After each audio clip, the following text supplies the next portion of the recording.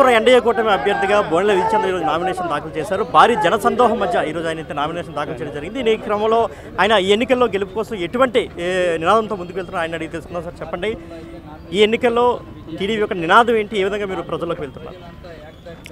మా సూపర్ 6తో పాటు పార్వతీపురానికి కూడా లోకల్ మేనిఫెస్టో ఇవ్వడం జరిగింది. అభివృద్ధికి చాలా దూరంగా ఉన్నాం మేము.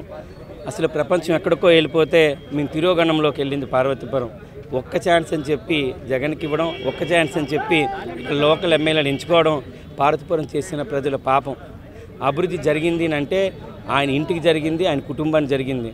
ఇప్పుడు ఆయన ఆల్రెడీ ఎఫ్డిటీ వేశాడు.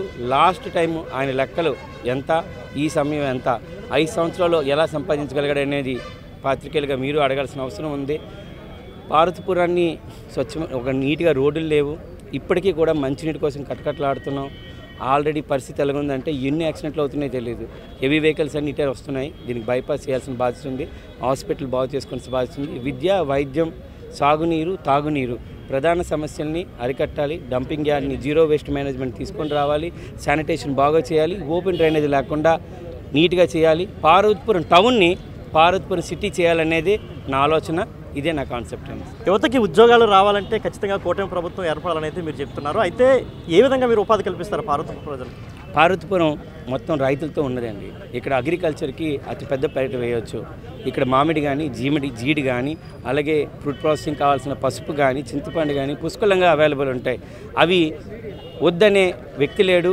ఎక్కడికైనా ఫుడ్ ప్రాసెసింగ్ చేసి ఫుడ్ కార్పొరేషన్స్ లాగా ఇక్కడ మామూలుగా హబ్గా తయారు చేసుకొని ముందు యువతకి అలాగే మహిళలకి అత్యధికంగా జాబ్లు ఇవ్వచ్చు.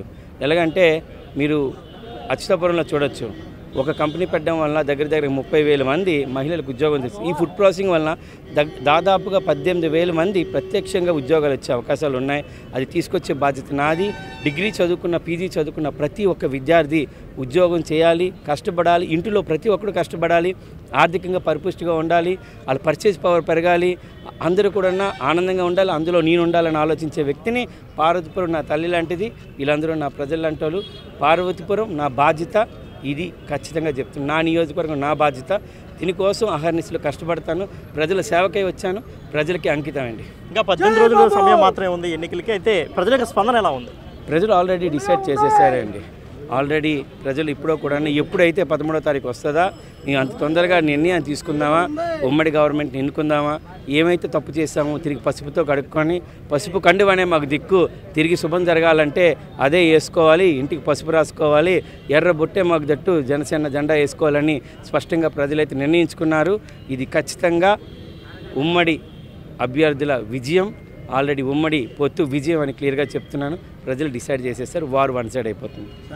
సో అభివృద్ధి తమ నినాదం అనే పార్వతీపురాన్ని ఎట్టి పరిస్థితుల్లో కూటమి ప్రభుత్వం ఏర్పడి అభివృద్ధి చేస్తామని అయితే బోనెల విజయచంద్ర చెప్తున్నారు. కేవలం హరీష్తో శివశంకర్, బిగ్ టీవీ, పార్వతీపురం.